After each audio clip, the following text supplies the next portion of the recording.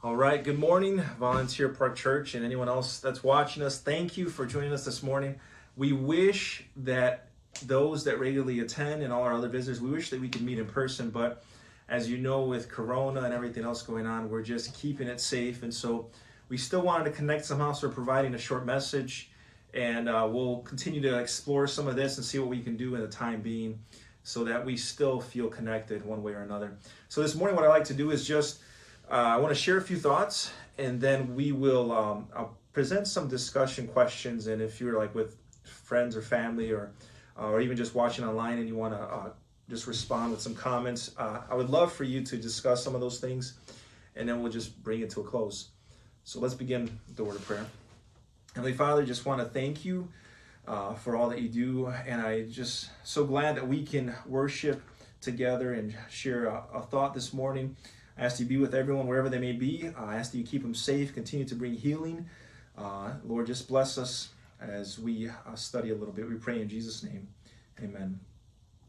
So it was probably, I'd say it was like a week ago, I came across this story.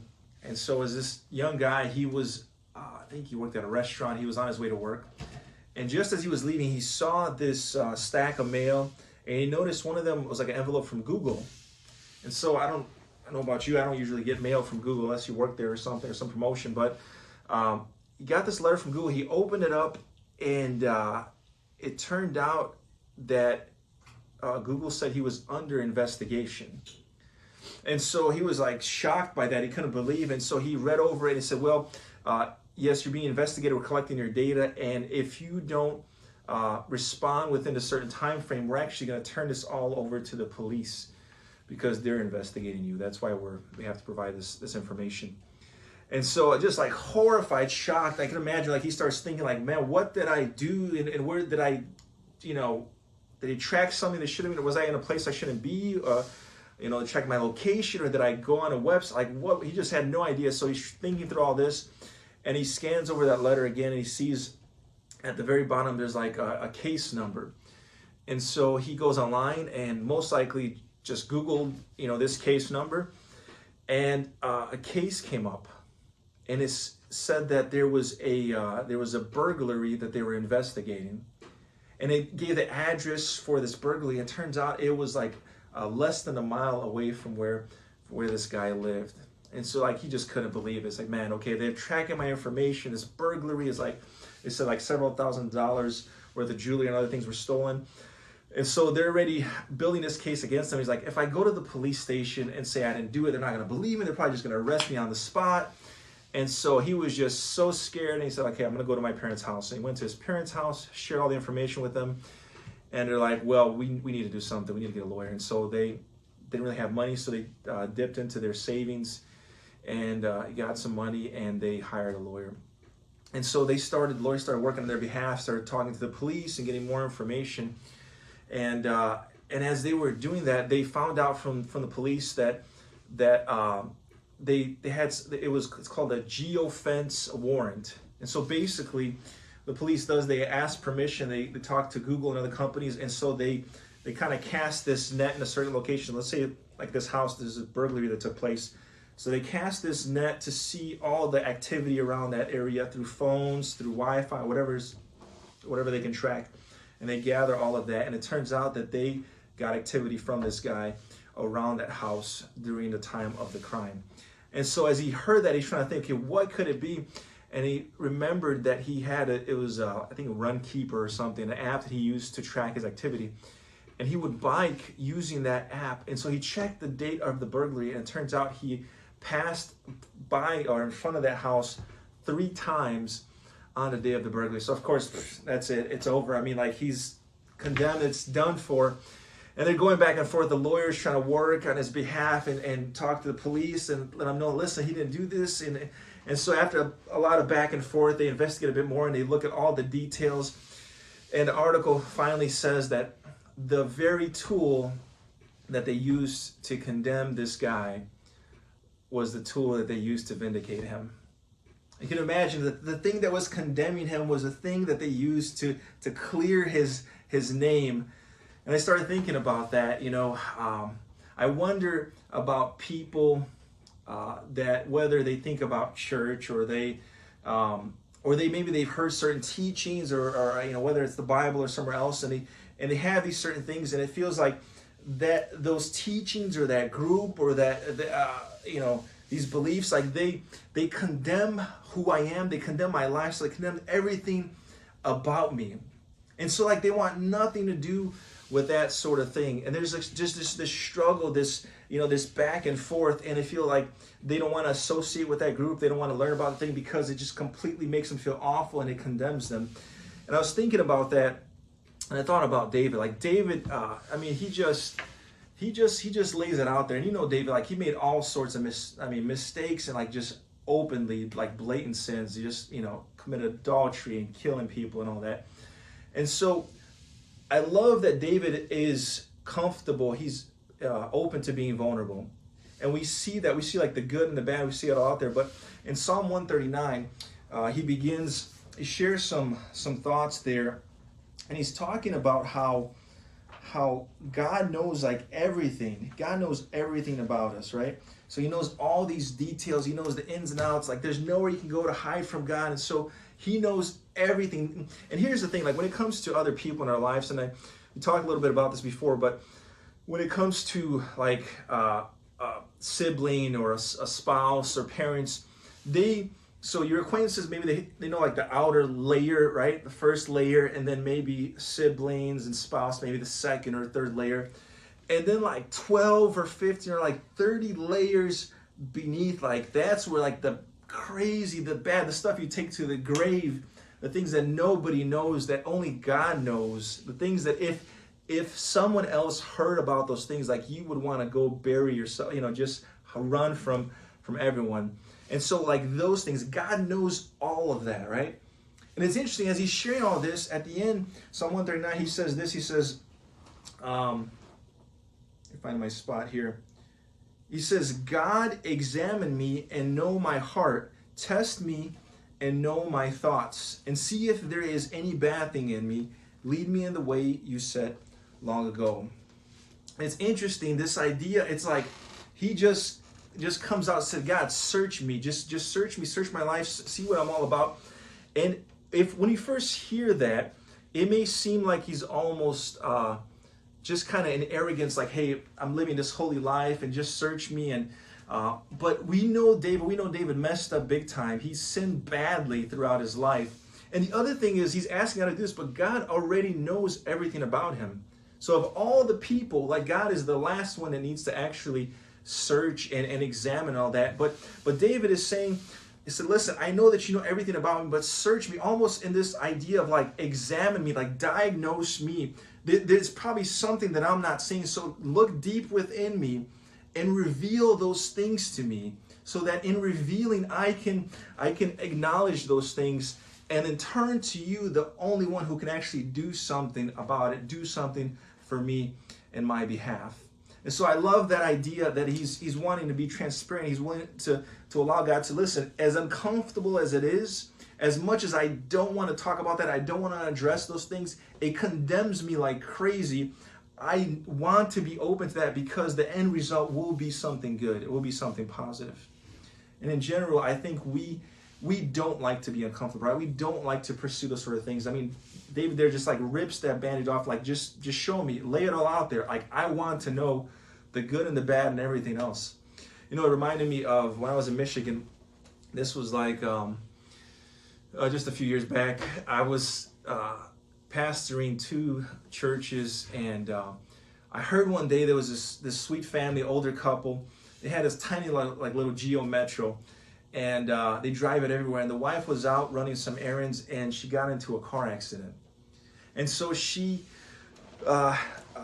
smashed the car. The car didn't survive. Thankfully, she survived, and she was injured. They took her to the hospital and everything.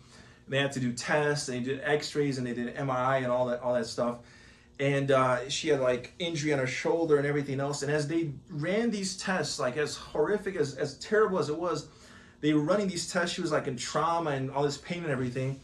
They found out through those tests that she actually had cancer. And she had no idea that she had cancer. And so through those tests and finding that out, she was able to to find some treatment and survive that cancer.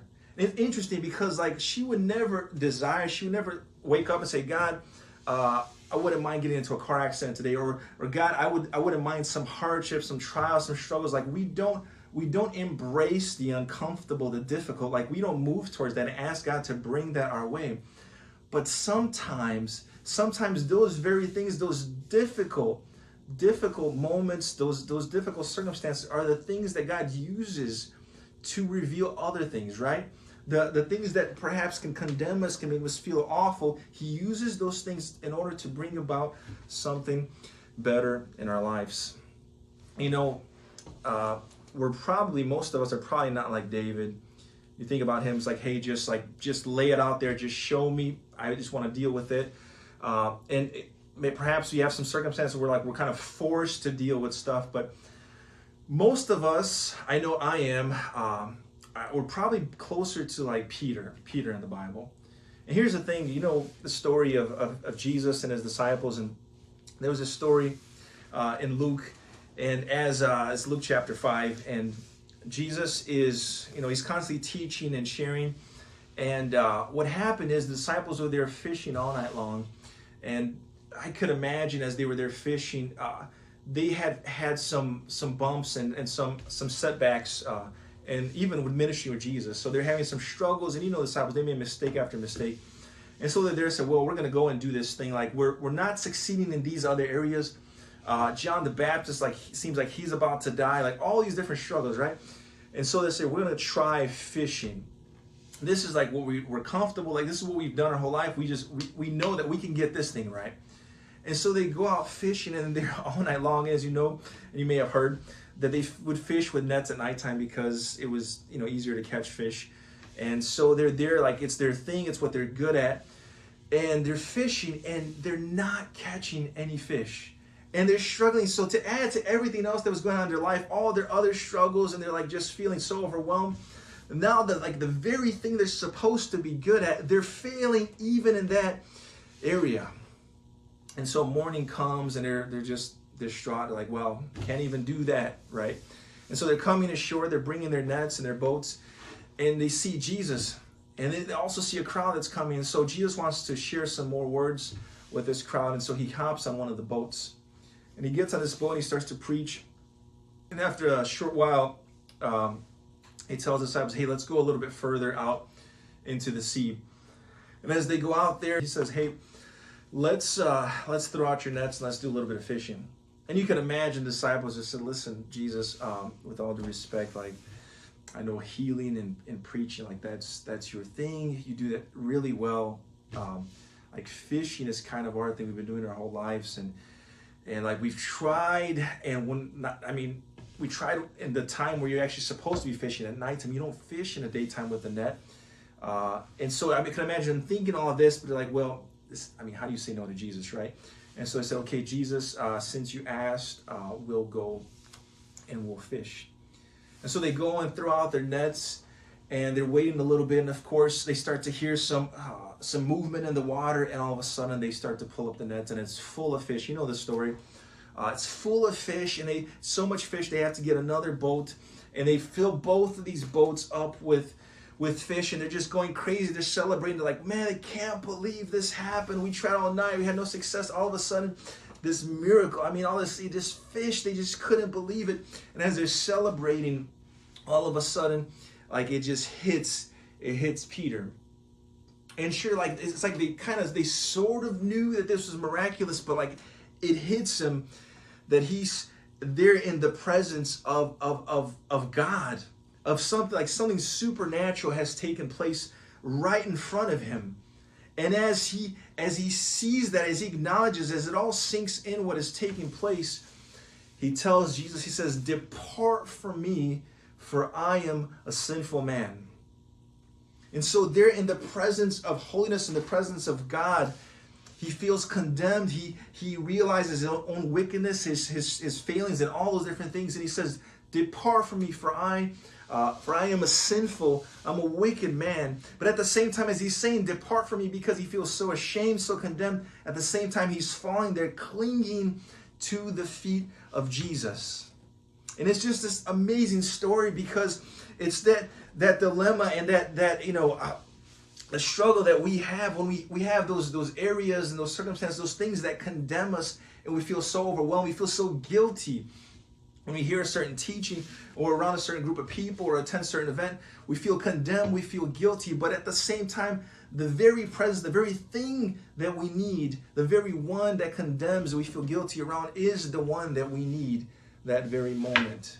And so Peter there, as he's saying and acknowledging his own sinfulness and wanting Jesus to be far away so he can ease his mind, ease his guilt, he cannot let go of the feet of Jesus because that is the remedy that he needs. It's a beautiful story. And I think about that. I think about the people in our lives, the many people that struggle and how they go through these different things and how God can use it once we're willing to embrace the discomfort, willing to move beyond the guilt and the pain, all those different things to what God has in store for us.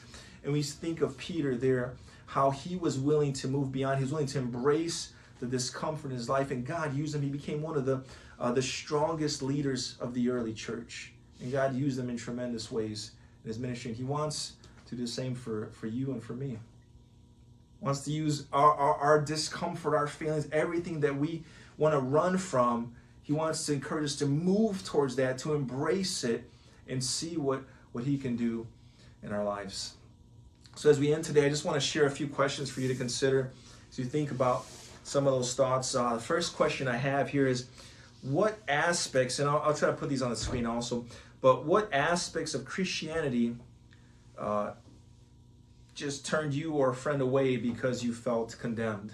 So there's certain aspects of Christianity that you or someone you know, like you were just turned off by, you were turned away from it because you felt condemned. So discuss that, share your thoughts online. Other question here I have is, for people like Peter who realize their shortcoming in the presence of holiness, what are things that we can do as a church to help individuals realize the benefits of embracing discomfort?